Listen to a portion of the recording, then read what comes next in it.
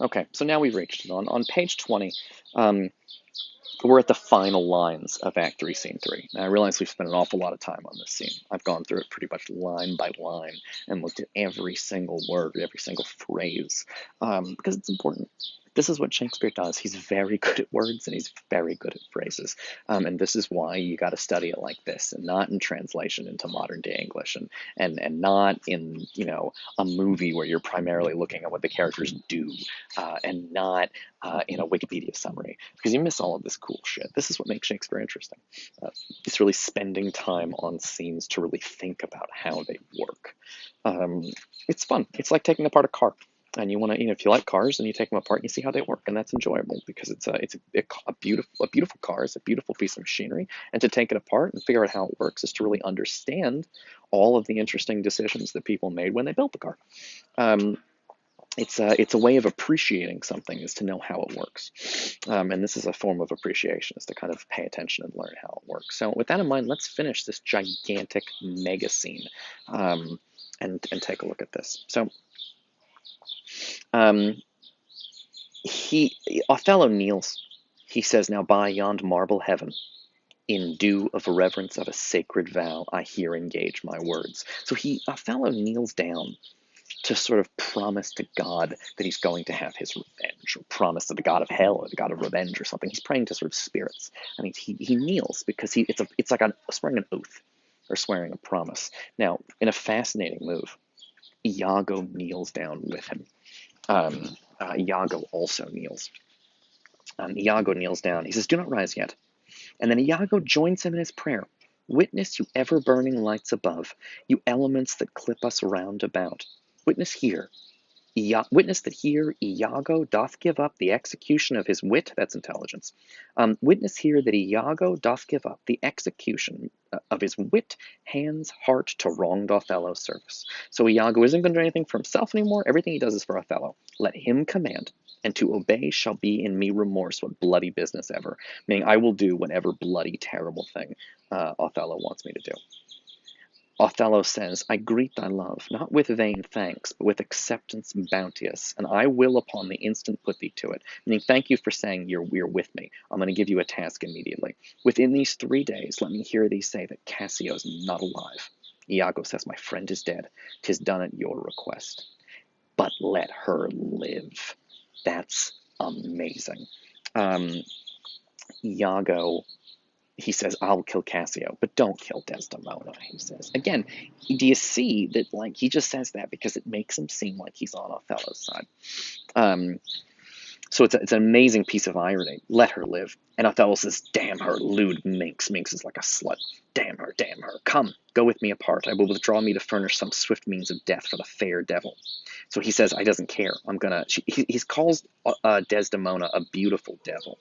But it's really Iago that's the beautiful devil that everybody thinks is honest, everybody thinks is nice, everybody thinks treats people fairly, but he's not. He's a demon. But Othello's so confused, he thinks Desdemona is a beautiful devil. And so he's ready to go get some kind of poison to sort of knock him out. "Hey, babe." Now it's this last line here. This is the final words of Act 3, Scene 3, and they're pretty incredible. They are, "Now thou art my lieutenant." And Iago says, "I am your own forever." And that's the end of the scene. And it's an extraordinary moment. It's really one of the very best moments in the play.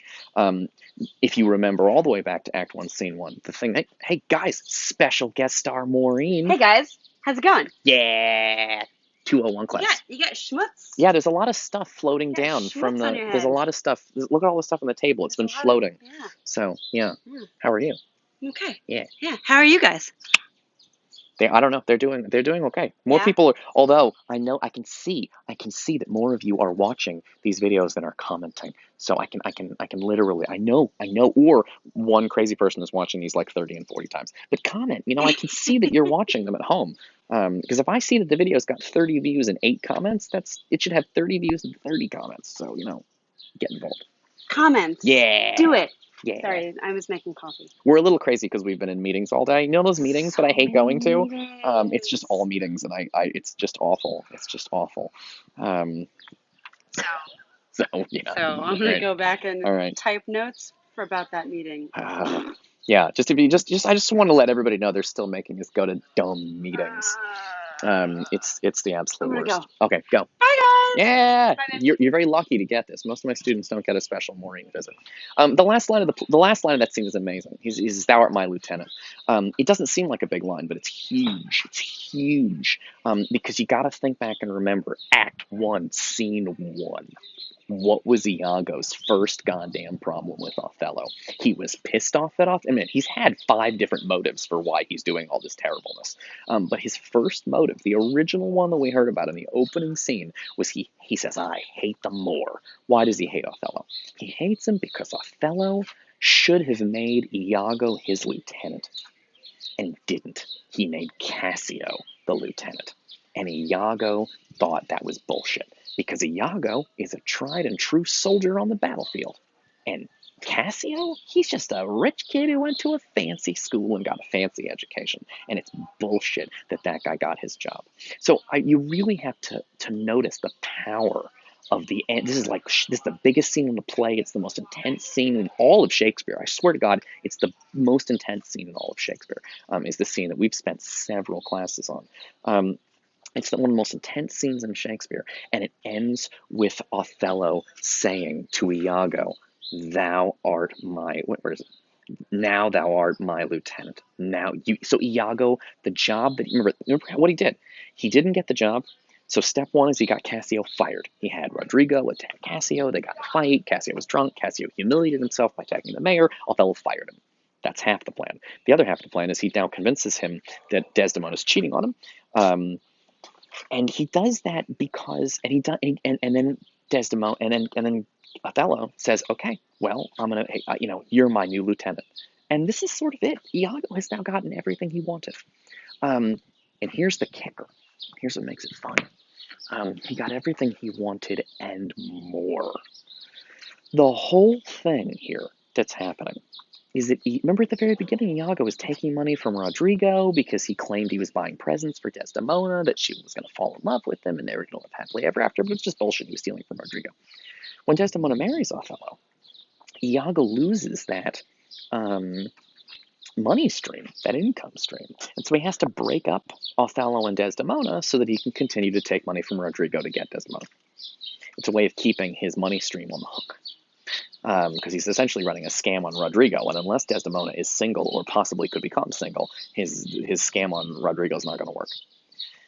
So he got it, but in the course of getting it, in the course of getting that promotion, in the course of getting Othello and Desdemona to break up, he's gotten so much more because he's discovered something about himself that he didn't know, which is that just by talking to Othello, he can take over Othello's mind. How much? Othello's going to kill Desdemona. Nowhere, everybody forgets this because Othello is so famous. Everybody knows how it ends. But nowhere in here did Iago say, I'm going to get him to kill her. He didn't want her dead. He cannot believe the effect he's having on Othello. He just thought they were going to break up or something. But the fact that Othello's willing to kill her, Iago forgets all about Rodrigo because remember, Iago loves running scams. Iago loves having power over other people.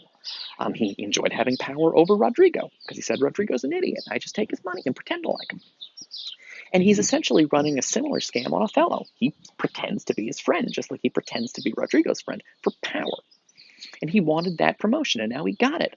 But he got so much more because he has discovered he has the power to convince innocent people to commit murder over nothing. And that's huge for him. So much so that he's completely forgotten about Rodrigo, right? If Othello kills Desdemona, then Rodrigo won't have Desdemona. He's going to lose that money. But you know what's become more fun for him than taking money from Rodrigo? Destroying Othello and getting people killed. This is a more fun game for him, and he can't stop. And so he reaches the crucial thing to realize. Everybody forgets this because the play is so famous. Iago's making all of this up as he goes along. He has absolutely no plan. He's discovering things about himself, and just like it's fun to watch superheroes discover all their powers. Oh wow, I can fly. Oh wow, I'm super fast. Iago's having a good time learning, oh shit, I can get people to commit murder just by talking to them. This is crazy. Pick it up in the next video.